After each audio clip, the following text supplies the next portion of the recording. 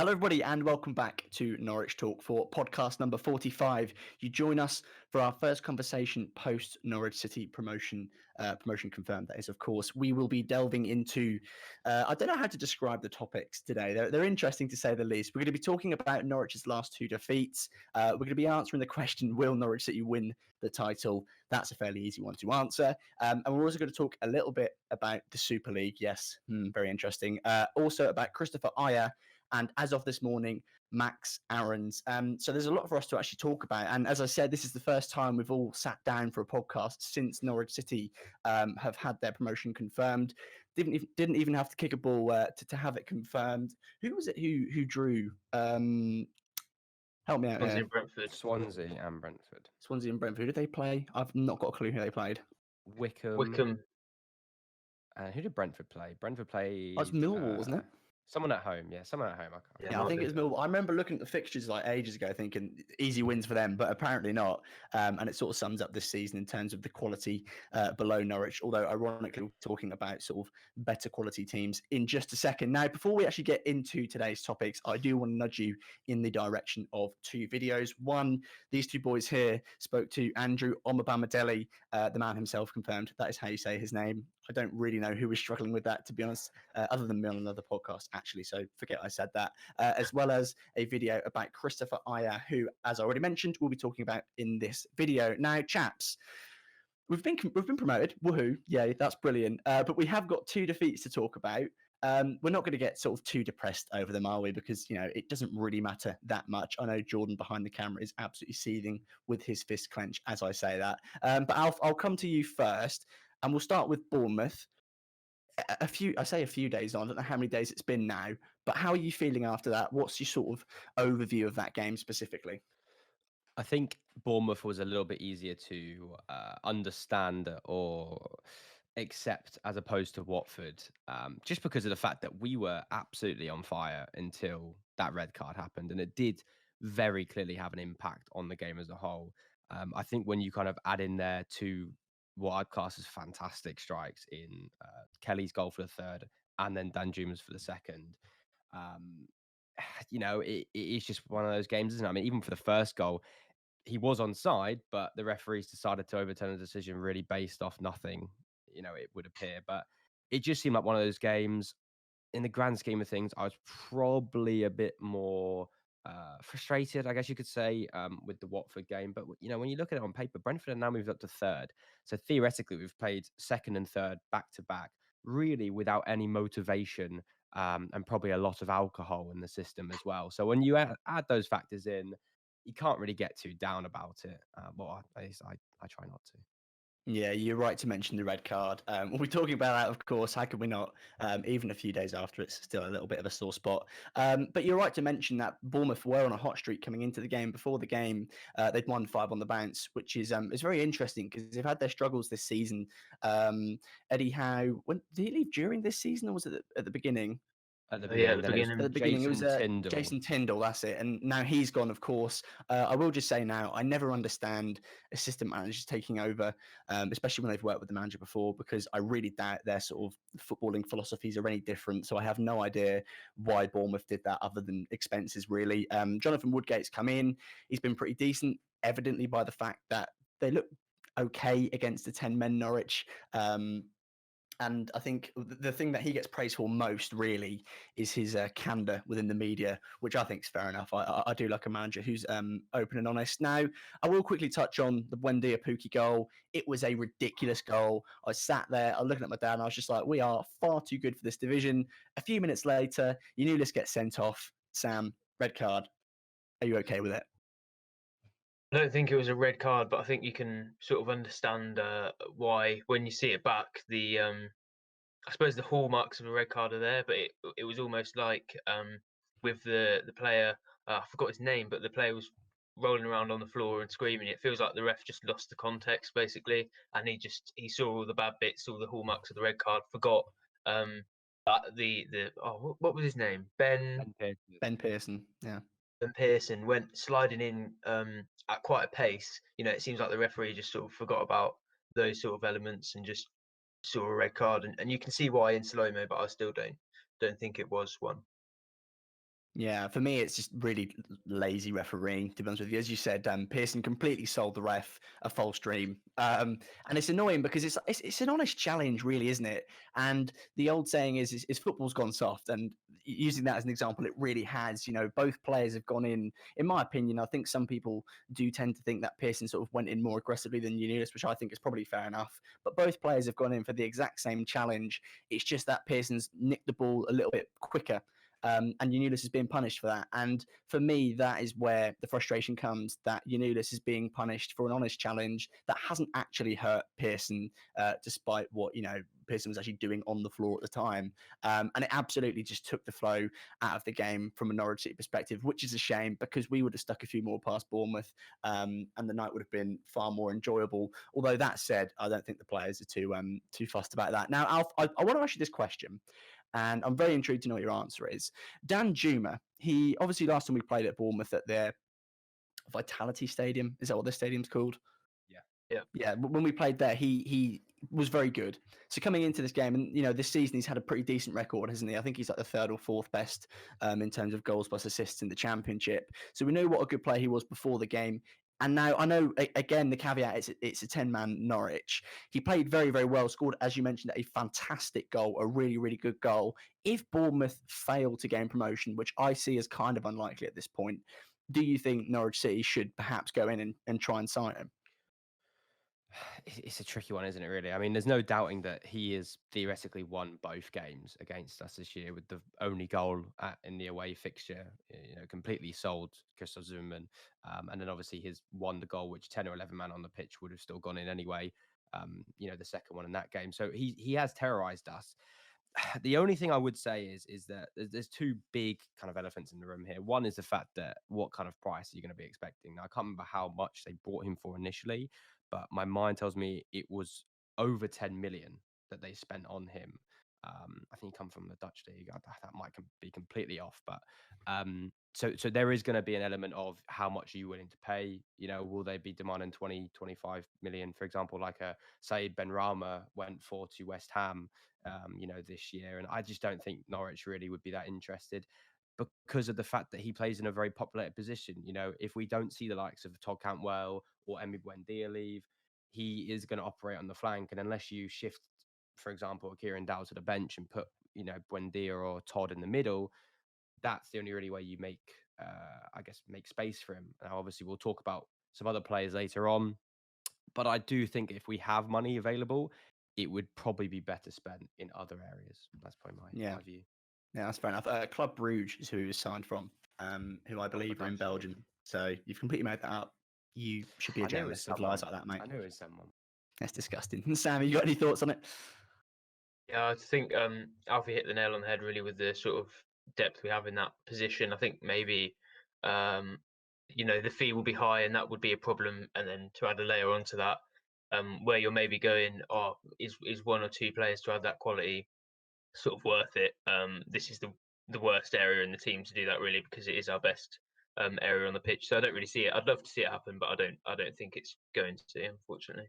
Yeah, I'll agree. Expenses a little bit too much, but a quality player who, again, theoretically, you're never going to say no to a quality player like that, are you? Are we happy to move on from Bournemouth? I am very happy to move on from Bournemouth. I think we've covered everything we can. If we'd have made a podcast after, I think we would have gone into a bit more depth. But, since then we've played Watford and we have to discuss that game. And as Al said, that game's a little bit more depressing to talk about. Now, Watford came into the game in second place. And I really can't remember his name, their manager's name, but since he's come in, they've been a lot better, haven't they? And I look at before the game, they've won 11 out of 14 games. So much like Norwich, since Christmas, really, they've been on sort of a rampage, haven't they? They beat us on Boxing Day as well. Yanulis banned for the game. Javi Quintilla playing. Javi Quintilla, a player who has played, 3 or 4 times in 7 odd months for Norwich, including a couple of cup appearances in that as well. So for him to come into the game, a very high stakes game for Watford, not for Norwich at all. Against Ismail Assar, one of the better wingers in the league, wasn't always going to be sort of a recipe for success for Quintilla. But Sam, this game's a bit more fresh on the memory. How are you feeling about that one? I think it was slightly worrying just because, obviously there will be one of the teams that we'll be playing next year, and it just feels like they've got the upper hand over us, even in sort of the mid to long term. I can't remember the last time Norwich got a decent result off Watford. Probably, I'm thinking 2016, maybe. I think we beat them 4-2 when we got relegated. But yeah, just from that sort of point of view, it was a bit disappointing. Obviously, we all know that, I don't think you can blame the players for not being able to match Watford's motivation on the night. Obviously, they've already been promoted, and this was Watford's opportunity to really take a huge step. But it was just a really flat performance, and I think as a football fan, those are the worst ones to see. If they go like too attacking or too gung ho, and that sort of happens, then it's easier to accept. But they just looked flat, and to be honest, they look like a team that have been out celebrating for the last few days that they've just been promoted. What are you thinking, Alf? It's a tough one, isn't it, really? Because I think when you look at the squad on paper, Watford still very much have a Premier League team. It was a bit of a shock they actually came down last year as it was. And like you say, I think they doubled us last year. I think even Danny Welbeck scored an overhead kick out of memory. So they have definitely terrorised us for a while. It's really tough to say because, like kind of Sam said, you don't really know how much the effects of getting promoted, A, and B, the celebrations after that still have on a game like this. But I think the fact that it was 11v11 and we didn't really have that kind of impact of, well, we were doing great beforehand. I can't even really tell you a chance off the top of my head. And that was quite disappointing. We just looked outclassed, but, I don't really know how I feel about it. I think I'm annoyed because I hate it when teams double us, especially when we are quote unquote walking the league and you get doubled by the two teams that could come up with you because they're who you're going to be competing with next year. But look, credit to Watford, they were absolutely fantastic. I thought defensively, I haven't seen a performance from a side at Carrow Road that well this season. And that's something to be said as well because a lot of teams sit in. So I think Watford deserve to be to A, won the game and B, joining us to the Premier League next year as well. Yeah, I think for certain now, I don't want to talk it up for Watford fans. Not that I care at all, actually. They'll definitely be joining us next season in the Premier League. I do believe that what you guys have said is valid in terms of the argument that it's a little bit concerning, maybe, but I'm not sure I buy into it. Looking beyond it for more than 5 minutes, to be honest with you, because you look at Watford on my notes here, they've got the best defensive record in the league. They've conceded. Now, I think this was after we played them, actually. So they've conceded 4 less goals than us. So that says a little bit about us in terms of defensive stability as well. The game was only 1-0, wasn't it? Chasing promotion, as you said, and what was it? 2 days before, they were quite clearly just out on the slosh, weren't they? And now I don't believe that directly affected the performances, but I do think it did in terms of lack of preparation. And to be honest with you, we were outperformed. There's absolutely no questioning that at all. As you mentioned there, Ralph, there aren't really too many chances. I'm going to say too many, any off the top of my head as well that I can think of from a Norwich City perspective. But for me, what I'll do is I'll attempt to be level-headed and I'll look across the rest of the season and think Norwich have well and truly sort of proven that they absolutely deserve to be playing in the Premier League and that they should be successful. What you class as successful, we'll talk about that as we preview the season once this one's over. And in terms of sort of stability at Watford in the mid to long term, I don't think there is any because you look at their owners, managers, they come and go. Aren't their owners also like they own a few clubs in Italy, one in Spain or something like that, and the managers just sort of chop and change between, don't they? So if I was a Watford fan, I certainly wouldn't be bored, but I don't think the club is too particularly stable. And it'd be interesting to talk about their owners, when we speak a bit about the Super League as well. But in terms of Watford, I'm very happy to move on from that. Again, we don't really like to talk about Norwich defeats, do we? We're not too concerned, but to be fair, there is plenty of reason to sort of consider perhaps how this would affect playing in the Premier League. I don't know. I'll just reference, the viewers to what you guys just said, essentially. But yeah, we'll now talk about, will Norwich City win the title? I'll kick this one off. Yes. Sam, do you think Norwich City will win the title? And in what fashion? Because you're going to say yes, aren't you? Yes, obviously. Probably in sort of medium fashion, to be honest. I think it's probably going to be between 5 and 7 points from these last 3 games. It's not, it's quite tough. And I don't Barnsley, I suppose I was quite fearful of Barnsley looking at it when we didn't realise how comfortable promotion was going to be.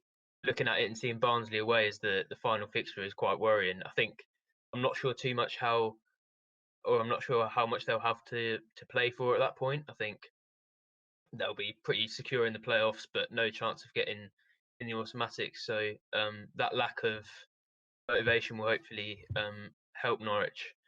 But we should be beating QPR, and I'd still back us against Reading. So I think they'll win the league. It won't be too stressful, but I'm not entirely confident they'll win all three of the last 3 games. What about you, Alf? See, I think just to torment us, they're going to win all three and finish on 99 points, just so that we're all absolutely frustrated that we didn't get a point against someone in the season. No, look, I think QPR, since really the turn of Christmas, it feels like since they brought in players like Charlie Austin, they've been a much better team, taking a lot of points off a lot of good teams. One of note was Watford, obviously away, and they're up to like 8th now or 9th in the league. So they've done a fantastic bit of form since Christmas, and I think they'll be in the kind of let's get prepared for next season mode, and I think that hopefully should be a win, or I'd expect it to. I think Reading as well. Reading will be very much switched off. They can't really catch Barnsley, and they haven't actually looked very good at all, really, since the turn of the new year as well. They've kind of joined teams like Brentford and Swansea in that kind of bracket as well. And then Barnsley, I think Barnsley will just put out anyone who they don't really want to risk, because if they're sitting 6th, unless they can get 5th and they favour the team in 4th, to play against, they're really just like, look, I don't want to risk anyone. I don't want to get anyone injured. The only thing you're going to have to battle against is that pitch at Oakwell. It's absolutely shocking. But I could honestly see us taking 9 points. And I think as well, what's really important here is Watford face Swansea and Brentford, who have a lot more to play for, when hopefully, which will probably favour us, they beat Millwall at home to secure promotion. There's going to be a very interesting final 3 games, to say the least. Norwich's run-in isn't as difficult as you mentioned Watford's, because they play Brentford and Swansea, as you just said. But it's not as easy as I thought it was going to be. QPR, as you rightly mentioned, since whenever have been pretty decent. I saw them in 8th and I was very surprised. Reading in 7th, I'm not fussed about it, to be honest with you. I don't rate Reading at all. I thought they won the league in October when they were top, and they were scoring basically every chance. And since then, they've just sort of flirted with the top 6. Really, I think they've been in there for the majority of the season, but as it's come to crunch time, which is where sort of the team's mettle is really tested, they've fallen, haven't they? And in terms of the game, I'm concerned about Barnsley away, and it's for the reason, with the high press, we've failed against it. Well, not failed. We failed against it in the FA Cup, struggled against it at home. And as you mentioned, the pitch really will not suit Norwich's style of play. And fair play to the Barnsley groundsmen who go around just digging it up with a pitchfork before a game, to sort of affect other teams, because it's worked an absolute treat for them. I remember watching Barnsley beat Reading. Must have been a couple of weeks ago now, where Lucas Jow basically missed an open goal, and to be fair, if he was to blame the pitch, I wouldn't laugh at him, to be honest with you. But I am fully expecting at least 6 out of 9 points, to be honest with you. QPR, I'd like to think will comfortably beat. I think there'll be a lot of fire in the belly from sort of the Norwich City players, because it's pride for them. Kenny McLean said, and I read this on the Pink, and he said they want the title, obviously, because as players, it's personal to them. So I think there'll be a lot of fire in the belly for them for that performance specifically. And I do think we'll put a few past them, win comfortably. I don't see Watford dropping points. I'm not going to lie. I see them beating Brentford. I see them beating Swansea, because again, they're so defensively solid. And they've built off that a bit like Norwich this season. So I don't see them dropping points. So it'll be very much a case of Norwich beating QPR and Reading. If we were to beat Barnsley, sure, I'm fine with that. But I also would like to see Barnsley finish top 6. I'm not going to lie to you, mainly because I just don't like Reading very much. But yeah, it's a really easy question to answer, is it? Will Norwich City win the title? I don't even think I'm going to call the video that, to be honest with you. I might just go with the Norwich will win the title, and then we can be laughed at if we don't. But I think we'll move on to the Super League now. I've been sort of blunt on my notes here in terms of what we'll talk about. So do either of you two have anything to kick off the conversation? And what we'll do is we will try and sort of give it a bit of a Norwich City tint, or give a bit of a Norwich City tint to it, because this is a Norwich City podcast and we don't want to sort of get bogged down beyond Norwich. But do either of you two have anything you want to kick it off with? There'll be 2 points I kind of go for. 1 point, I guess, which it just shows you how quick things can turn, is that the day it was announced, I was kind of in the mindset of Norwich will be getting Champions League football next season, potentially win the league. And now we're going to be flirting with potential relegation next year. Mid-table is the best. So, it does turn around quite quickly. But I think in all seriousness, obviously the debate about kind of the way our clubs run is something I'm sure we'll touch on. But, it doesn't really fuss me. I'd rather it stay as it was. Like when the day the fixtures get released, the first thing you always check is when's United away, when's Chelsea away, when's Liverpool away, because they're the big dates in the calendar. So I think the structure and the integrity of the English footballing pyramid relies on it heavily. And, I wouldn't want to see that compromised just for the sake of a couple extra bills going into some people's pocket who don't really need that money. But yeah, I don't know if that's a good place to start, but it's just kind of like how my mind's gone over the last couple of days. Yeah, I think that's fair enough. I think to put it briefly, the Super League, and I won't say to those who don't know about it because everyone knows about it. It's been all anyone's talked about, and rightly so. It's nice to see, for example, like Gary Neville, Jamie Carragher using their platforms for good. And where some people might think it's an easy way to get sort of people on board, make people like you, I don't think that's the case. I think they do genuinely care. Gary Neville, especially because I don't know how much of Salford City he owns, but he understands the game from the top to the bottom. And essentially what it was an attempt to strip football of its competitive nature, which is what makes football. And yeah, make a few more bigger teams some more money. And it really bothered me that COVID was used as an excuse for these owners to hide behind in terms of our revenues dried up, we need more money. No, right? No, that's not quite how it works. And basically, I remember seeing a banner, and it was like made by the working class, stolen by the rich, and it is just about as capitalist as it gets, which is kind of sad. Sam, before I break down into tears, what are you saying about the European Super League? I think from a Norwich point of view, the timing was almost perfect because we got promoted, or not, but we got promoted, and I think we were becoming the most hated team in England at the time. Everybody saying they were bored of us sort of getting promoted and that, and then those sort of that dislike for that reason became so shallow as soon as the six biggest teams in the country came out, tried to leave, or obviously the plan was supposed to be to stay in the Premier League, but they knew they'd be kicked out, and they were fine with it if it would have gone ahead. And the fact that they did that a few days after we had become one of the most hated clubs in the country for getting promoted and relegated a few times was a little bit funny to me from a Norwich perspective. But just generally, it would have been so bad for football, and I'm really glad it's happening. But I think it also will take away from the fact that in the Champions League, this new backdoor is being created where it's not necessarily um, on merit or the season before, or whatever. It's on sort of trophies collected before and how big you are as a club. Basically, still, technically there are rules and you have to qualify, but for the huge clubs in the world, there's still going to be added protection, and fortunately, that is still bad for the game. And the fact that this Super League isn't happening will take away from that, and everyone will think it's a win. But I think there is still a sort of a small issue with what's going to probably still happen with the Champions League. Yeah, it was essentially bullshit insurance for the big teams, wasn't it?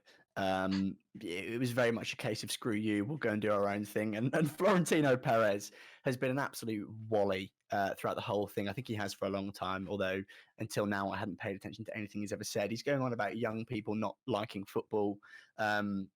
Although from my own experience, I'm sure it's the same for you guys. As young people, we love football, and football matches, for as much as it's difficult for me to concentrate on one thing at a time, football matches don't get boring after 90 minutes. So when this person is the spearhead of your cause, as I described it as bullshit insurance for big teams, it really is not a recipe for success. And as you mentioned there, the Champions League, who have now got a new format, a planned new format for the 24-25 season, which is quite funny, a bit weird. I don't see it going through. But yeah, it's a really weird time for football. And it was really nice to see, wasn't it? Sort of, now I don't want to say just Twitter because it's it's a bit of a weak argument, but like it was nice to see the football community come together, share the same view, mostly, of course. And yeah, from a Norwich City perspective, it makes me personally, I'm sure it's the same for you guys, more grateful for Delia and Michael.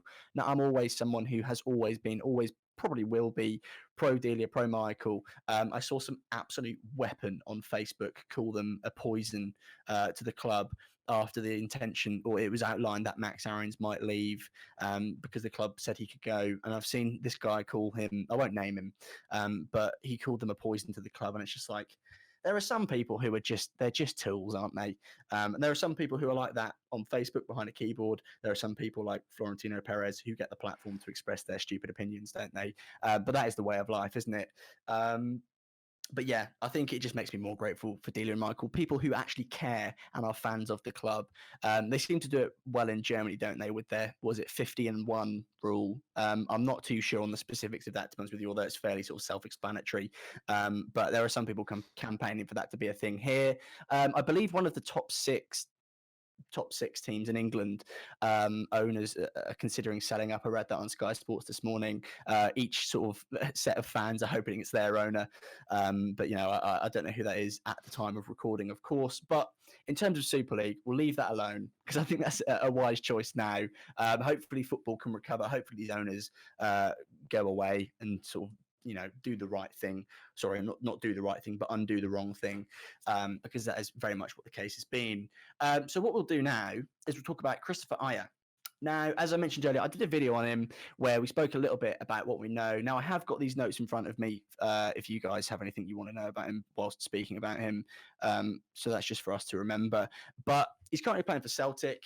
And there has been sort of, from me, there's been sort of the appeal and cry for another centre-back. And for me, that's because I personally don't trust Grant Hanley's fitness, not his quality, his fitness, as well as this idea that competition is a very good thing for Norwich. But Alf, I'll let you take the floor on Kristoffer Ajer. What are you saying about him? Do you want to see Norwich sign him? I think if you've ever played Football Manager, you know what this man can offer. Not only from a versatility standpoint, but from a quality standpoint as well. I think I'm interested to find out how realistic this is going to be, because he's always someone which I imagine would probably come again with a bit of a price tag. He's not super old. I want to say like around 24, 25. That might be years old. 23. Well, it was closer than my Belgium and Dutch guess earlier. But he is undoubtedly a fantastic player who can play, centre back. He can also play central defensive midfielder, and also, I mean, if you really want to push him up centre mid as well, I've seen him play before. So, that is going to be fantastic for us next season, depending on if we get players like Skip on a return or players in that position as well. He might even be able to play backup in those kind of positions. I don't know how true this is because I didn't really do so much research on it, but I don't know if he's now coming into his last year of contract. If Does that mean you didn't watch my video? It means I definitely haven't watched your video. I watched it. Yeah, I was in that. If you'd watched that, you'd know that he's coming up to his last year of his contract. Well, that's a big thing, right? That you look at players like Kieran Dow. Did I expect us to sign a player like him at the start of the season? No. When you find out why, yeah, it makes sense because he's going to be at a completely discounted rate, but you've still got to put, a little bit of money on the table just to make Celtic want to let him go now. And I think if you could get him for a reasonable fee, absolutely, he'd really bolster our options, especially as we'll talk about the players he could replace, like Zimmerman, etc. But yeah, I'd be very happy with it.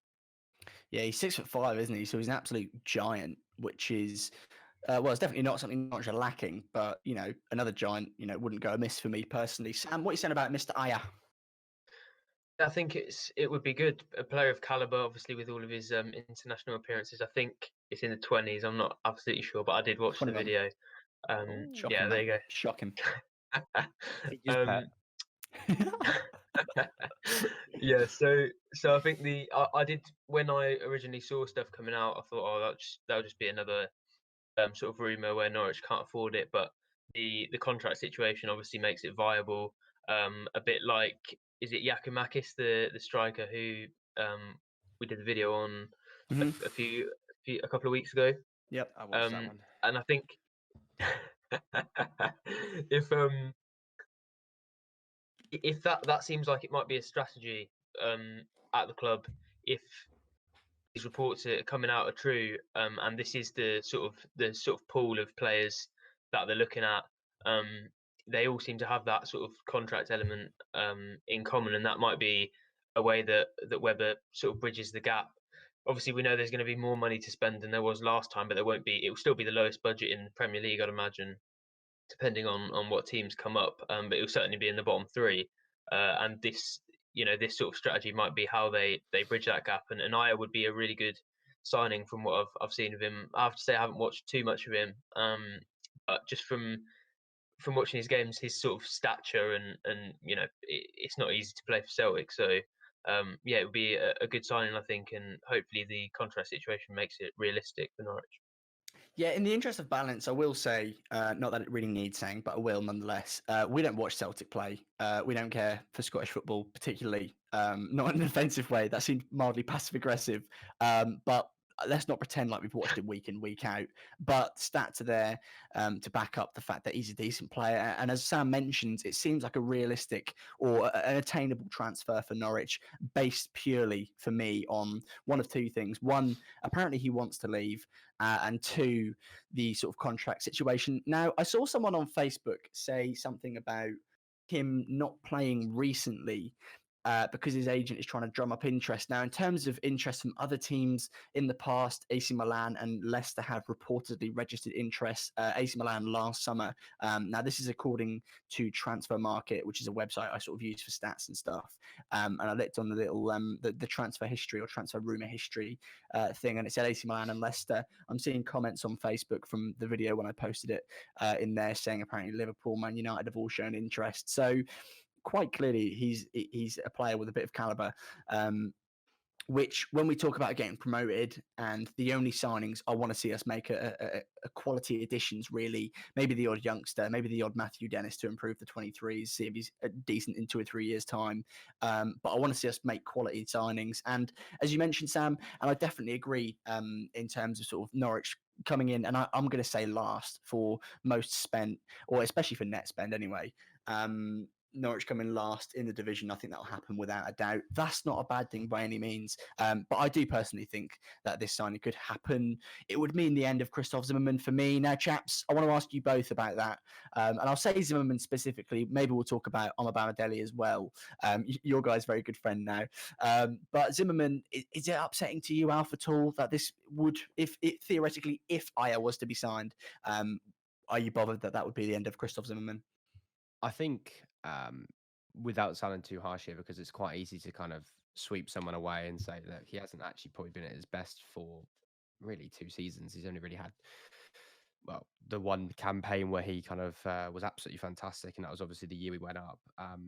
He is still someone who has has had a large part to play in the whole kind of regime under Weber. I remember he was the first signing that he might have been the first signing that window that come through, and if you knew who that man was, you were lying, because no one knew who that man was taking that picture. That could have been anyone, and we wouldn't have known. And that was the thing, right? Isn't it? Like, I still think, as we'll probably talk about of Omobamidele next, I still think he'll remain at the club. I still think he'll be our 4th choice. And going off the last campaign, what you've got to remember is we needed a 4th choice. We needed a 5th, we needed a 6th choice sometimes. And so he is going to add depth. It just depends at that point if he's someone who wants to stay or wants to go in that position, because he will not get ahead of Hanley, Gibson, or Ajer if he comes in. But football is a tough one because you can't really get too sentimental. If these players come and go, you just got to be happy that they were here, really. Yeah, football's not a game where sentiment can be sort of a driving force for keeping a player at a club. Now, respect absolutely should be given to that type of player. Zimmermann, for example, you look at Russell Martin as another example. The quality wasn't there by the end of his career, and then the respect wasn't shown in terms of his exit. I think he's been fairly candid about that in the media before. But yeah, I think I definitely agree that Zimmermann would probably stay. I remember just before he signed for Norwich as well, he said, didn't he, that he was considering giving football up. So I'm not too sure how sort of bothered he would be to go and play for another team. Maybe he's just committed to the city of Norwich. Maybe he's being groomed to be the next Norwich City manager. Who knows? Sam, what are your thoughts on old Zimbo? I was a massive fan a couple of years ago, but I think centre backs who aren't injury prone need to be the priority. I think maybe even sacrifice. There's 2 options and one has a bit more quality than the other, but the other is a reliable 40-game season if you need him type player. I think we should prioritise that, because you look at it, and we've even been lucky this year. Gibson's had long-term injuries in his career, and his season ended. Zimmerman's barely played a game this season, and mainly through injury. Hanley, I don't know how Hanley's got through this many games in such a small space of time. Like, given how bad his injuries were last season. Then you're left with Omobama Daly, an 18-year-old who's played 3 or 4 games now, and I do rate him. I think he'll definitely have a big future, but you can't just rely on those 4 centre backs. Need to come in, and maybe I would keep Zimmerman just for the depth. But in terms of quality, I unfortunately don't believe he's quite good enough to be in a surviving Premier League team from next season. And I wonder if I read, I think it was on the Athletic. I think Michael Bailey wrote that when we got relegated last time, they felt they were maybe too sentimental with the players they kept on. And I think Zimmerman might be the sort of player where they look at and go, okay, if we're going to try and be less sentimental, maybe he's one of the players that sort of needs to go. But there is obviously the argument, as I said, that we've got a lot of injury-prone centre backs, and maybe sort of the more you can get, the better going into next season.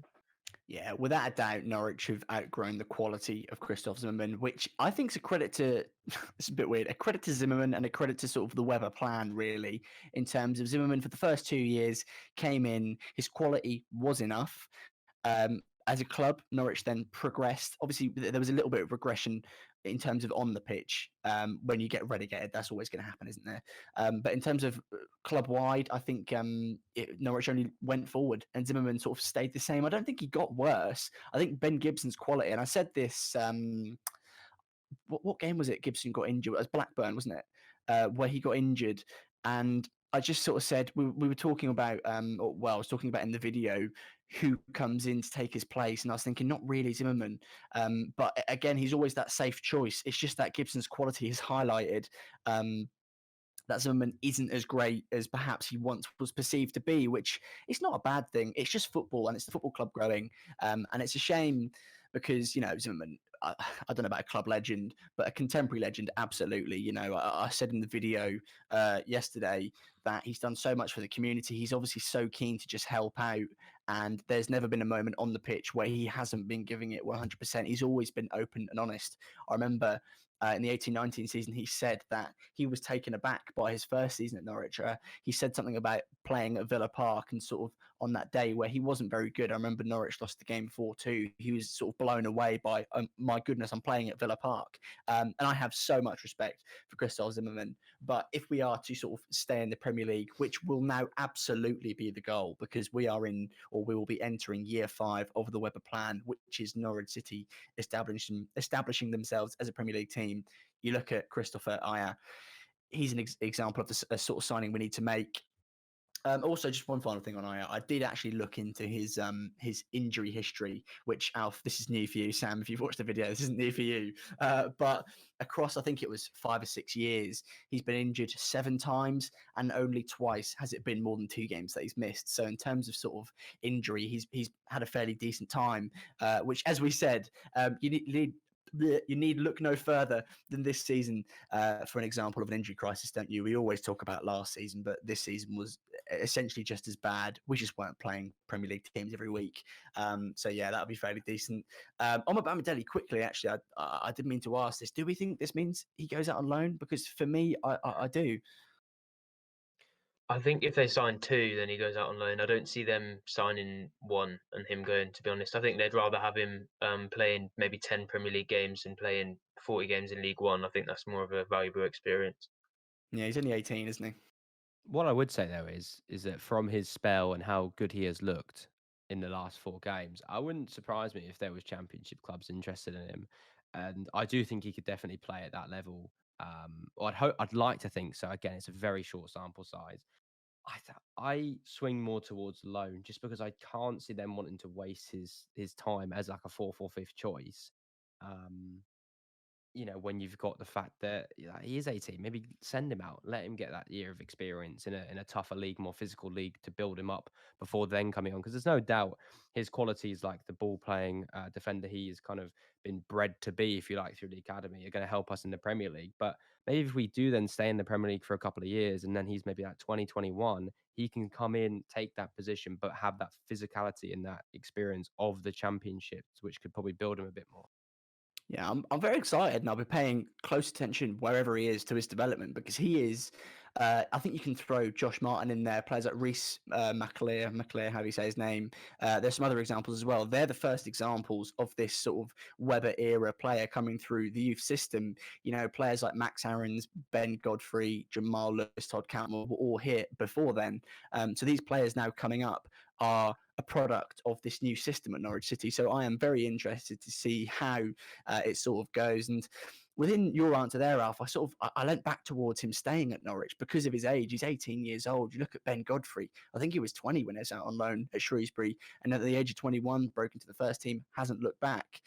So I don't think there's it's not like if he was to stay here next season, play a few games, train with the team, I don't think that would be wasting too much of his career, to be honest with you. But again, in the comments down below, leave your thoughts, because it's a very interesting topic. Now, today's final topic, Mr. Max Aarons, a man who we'll speak about, I'm sure, quite a bit over sort of the next few months, I'll say, until he is no longer a Norwich City player, because I'm dead set on him leaving. I think that's very much the case. I think that's very much what's going to happen. But Nick Masheter via Twitter has linked him with West Ham. Now, he said some other things, I believe, which I'm not sure if I believe, like Josip Dermich on a 50k wage. I don't know how true that is. I don't know if he said that either, so please, I'm sort of sticking my neck on the line a bit there. But Max Aarons to West Ham. Sam, West Ham, is that a good move for Max Aarons? I think no, because I don't see them qualifying for the Champions League. They've been great this season. I don't want to take anything away from what they've done.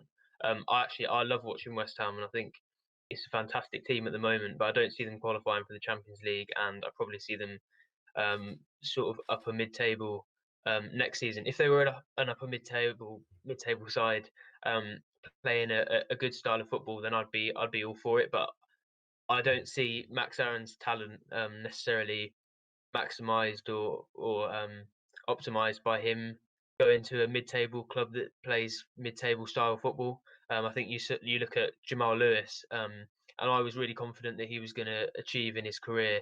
He goes to Newcastle, and the style of play really has completely derailed his development. So I think West Ham are a good team, but I don't know if Max Aarons necessarily suits them. And just from a point of view of wanting him to do well in his career, I'd hope there might be a team that plays maybe more similar football to Norwich that would be interested.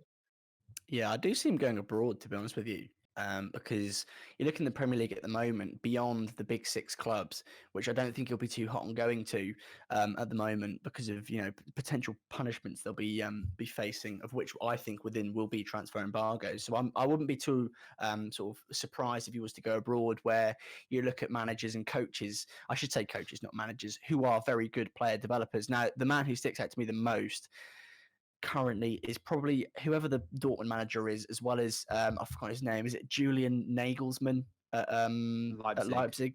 Yeah. So Yeah, he Julian loves his young players, and I wouldn't be surprised to see Max Aarons go to a team like that. It's just, again, whether they pay the right price. Alf, what are you saying about West Ham? Is there anything you can add to what Sam said? It's a tough one, really, because I think it depends whether they go. And I know this might sound silly, because you're probably thinking, obviously, the club are going to want to get as much money out of them. But there is a sentiment to Max and him staying this year, especially when you look at the fact there was interest abroad, which I think it was Roma or someone like that. Roma buying Barca, yeah. There's been a lot of times where people have come in for him and he's stayed, and you just wonder, will they maybe take maybe 5 million less, for example, and send him somewhere he'd like to go? And I think someone like West Ham would probably pay above the valuation just to land him, and that is where I think he'll end up if really money is the only object. But I think I'd really like to see him at a club like Everton with Ancelotti at the helm. We've seen how fantastic Ben Godfrey has done this year, and the chance to see those two together with probably one of the best managers really ever, I think would be really great for his development. Yeah, it's going to be an interesting one to observe for the foreseeable future. I don't see him going to West Ham, to be honest with you. I think he'll be smart enough, and his agent will be smart enough to look at the bigger picture. They're having a freak season this season. Fair play. David Moyes has done a brilliant job this season. I remember laughing when they appointed him, but it seems to have worked so far. It'll be very interesting to see which of their players could potentially be poached by bigger teams. Although, as I said, for the same reason as Max Aarons, who knows about what sort of the transfer activity will be like from the bigger teams in England because of potential punishment to be faced. And yeah, I think they'll be smart enough to realise that it depends on Aaron's ambition, really. Max Aarons, sorry, we've been saying Aarons this whole time. Max Aarons. I'll be very interested to know what his ambition is as a player, because again, he's only 20, isn't he? It's easy to forget how young he is because of how good he is and how much experience he's now got, and the fact it potentially will have 2 championship titles to his name, which by the age of 20 is no mean feat. It's ridiculous. It's really, really impressive. Not West Ham for me. What are we making of the comments that Max Aarons was told reportedly that he could leave this summer? What are we making of that, Sam?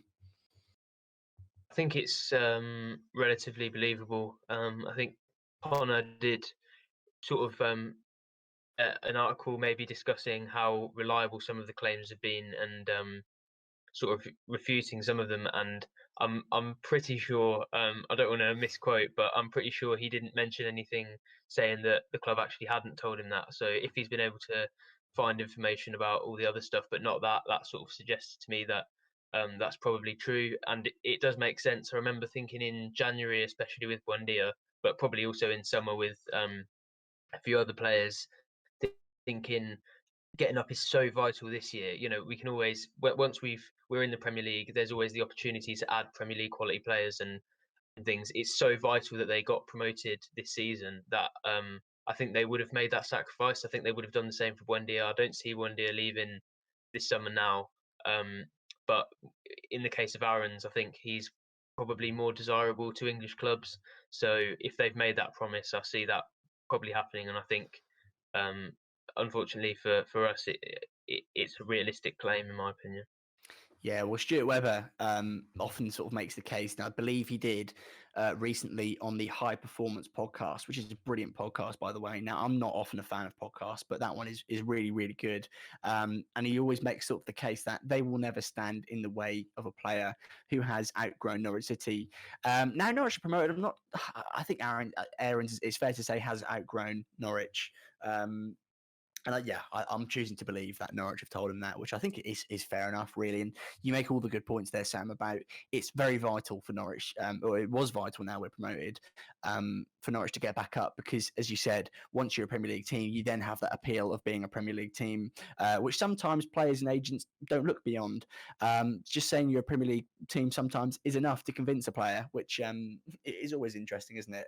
But yeah, Alf, what are you making of it? Are you in agreement with us? Because there's been quite a few calls, and again, it's from a fickle few on Facebook saying that it's a lack of ambition, saying to your best player, "Oh yeah, once we're back in the big time, you can leave." Is that the case, or are you on sort of the same side as me and Sam? No, I think if anything, it actually helps because the one when a player, for example, a young lad is given the opportunity to leave to come into a side, little moments like this is going to play a big part. You look at the players like James Maddison, who really was almost seen as again, I don't know the right term for this, but a lot of people will say he's one of the best players that they've ever seen, play in that kind of couple of seasons. And we just opened the door for him to go to somewhere else. And I think there was that kind of acceptance of like, look, this is actually a product of what we're trying to create here. We want to, almost like a money ball, that is just a part of it. You have to create the revenue by selling the players and developing them. So I think if you've kind of, unless you've been living under a rock for the last 4 years, that is the whole philosophy of the club. And it sounds very feasible as well. The only thing I want to add was the fact that I remember, I don't know, I think I quote this from Stuart Webber at some point saying that it wasn't the right time for him to move in January. And I think it had to do with the fact that obviously Byron was expected to come back, didn't, and Barley Mumba was out at the time. So I think it would have probably made it a bit awkward for us to get in a new right back and a bit of depth. So the fact that kind of phrase of not the right time always indicates to me that it's not a matter of if or when. Sorry, it's not a matter of if it's going to happen. It's really when it's going to happen, and that's kind of how I feel about it now. But no, I think, to be honest with you, it's just really respecting the players' dreams. Are Norwich going to be challenging for the top four? No. Does Max Aarons deserve to be playing in a team that is? Yes, and I think that's really what it boils down to. Yeah, I you make think a in good terms of point there. Oh, go on, recruitment, Sam. yeah, I think in terms of recruitment, it really helps. Sort of Alfie touched on it, but I remember when Eze went to Palace. Was it the start of this season? Yeah, it was. I remember that and thinking, have you not seen what they've been doing with Zaha? You know what I mean? When their best player had the opportunity to go to a bigger club, they demanded a ridiculous fee. But if a young player is thinking about coming to Norwich, to be honest, no fan wants their club to be like this, but we are at the moment a stepping stone for players that have ambitions to be playing at the top level. And the best players aren't going to be going to a stepping stone where they don't believe they're going to be allowed to leave. And it's all well and good producing our own great players, but nobody, us three would, but the average person doesn't want to just go and come through the Norwich Academy and be great for Norwich. They want to go and be great for Norwich, and then when Man City come and offer to buy them, they want to go there. So I think that reputation for allowing players to go will be really important for recruitment in the future as well. Yeah, there's a lot of case studies, and you mentioned Zaha there, of players being held hostage by clubs, and it leaving a very bitter taste in the mouth of fans, managers, players. And Norwich aren't that, are they? Norwich aren't that at all. Stuart Webber, everyone around the club, really, whenever they've done media, have made it clear that transparency is the culture at the club, and it's such an important thing, isn't it? And I'm kind of proud. I'm not kind of. I'm definitely proud to support a club like that. If you don't like that, and you want, and you do think Norwich show lack of ambition by saying to these players they can go and develop elsewhere, that's fair enough. Football's a game of opinions, isn't it? And if that is your view, I don't think there's really any change in your mind, because at this point, where at Norwich City specifically, as well as the fact that you can look beyond Norwich, but we've seen time and time again that spending money, taking the gambles doesn't work. The system we have in place is a result of these methods not working. And if you can't be convinced now, after 2 promotions, clear evidence that players who were once superstars, James Maddison, can be replaced, then, at that point, you're not going to be convinced, are you? And you might as well not bother watching Norwich, which is kind of a brave thing to say, but I do genuinely believe that. But I am, for one, very, very proud to support a team who are so sort of open and honest with literally everyone involved with the club, fans, players, the media, etc. It's really refreshing. And Omobamidele said in your interview, didn't he? It was about the candor and culture is what made the club so appealing for him. And there was that line, "I knew Norwich was the club for me," and that's how I'm. That's why I'm very proud to be a Norwich City fan. That we have that appeal to these youngsters who will go on to have very good careers. And the last thing I do actually want to ask you two guys: if we were to sell Max Aarons, now I'll give a short answer because my answers are very long all the time. I can only apologise. But if Max Aarons was to be sold, does that mean one day doesn't go? Because for me, that's the case. Because if you sell both, that's a different story. For you, Sam, what's the situation for you? I see them as independent from each other, but I just believe that Buendia isn't going to go. I think for a player like Aarons, or Aarons, sorry, it's in their hands. Basically, if the offer comes in, it's in their hands. And I think with a player like Aarons, he'll understand the progression, how important it is to go to a club like Everton, or I'm trying to think of sort of upper mid-table teams, maybe like Aston Villa, somewhere like Wolves. that. Yeah, Wolves. Yeah. These sort of English players understand that, but for Buendia, who's obviously from Argentina, lived a lot of his life in Spain. Does he really care about the difference between? I mean, obviously there's money, but we can always offer him a new contract. Does he really care about the difference between Norwich and Wolves? I personally think maybe not. If I was going to Germany and I was playing for Stuttgart, I wouldn't be that bothered to go to Frankfurt. And I think it's probably a situation like that, where Wendy is probably only going to be tempted if a club from the top levels of La Liga or a top 6 club from England comes in. I think that's when we sort of need to worry about Wendy. I don't see him going this summer, but it will absolutely, no question, and maybe we've said this sort of 3 seasons in a row, absolutely no question whatsoever for me that both of those will definitely be gone by 2022, unfortunately. Yeah, I think that's probably fair enough. I mean, if we were to have a good season in the Premier League, yeah, I mean, the big teams would come sniffing if Buendia, for example, was to have a very good season. But it is, I suppose, now we have perspective, don't we? And I'm sure sort of the average viewer watching this will do as well. It's just about enjoying them. And it is a shame that we haven't been able to see them play this season in what has been a very special season for them, of course. But again, perspective is the way to go, isn't it? Is that everything for today? Have we got anything else anything anyone wants to add? No, I Great. I love the silence after that. It's always a great thing, isn't it? Okay, cool. Well, in that case, trying to think of anything else to say in terms of a bit of admin. We've got the review coming. That'll be kicking off a week or two after the season. We've got guests we've seen before. Hopefully a few new faces on the channel as well. And as I said in my video yesterday, it won't be depressing. It'll be a very fun thing to do to review Norwich City season where, fingers crossed, not that you need to cross them, Norwich City will be champions. Match reviews might start again. They get a bit samey sometimes, don't they? So after a game, I used to have that sort of desire to go and record one, but sometimes you are just saying the same thing over and over again, and we don't really want to sort of churn out garbage content because we pride ourselves on not doing that, don't we? But yeah, that is probably just about everything for this video. A big thank you to everyone who listens on Spotify and iTunes. I was very surprised by the viewing figures on that. So again, the support is greatly appreciated. If you enjoy these videos, perhaps consider subscribing. So until next time, we'll see you again very, very soon.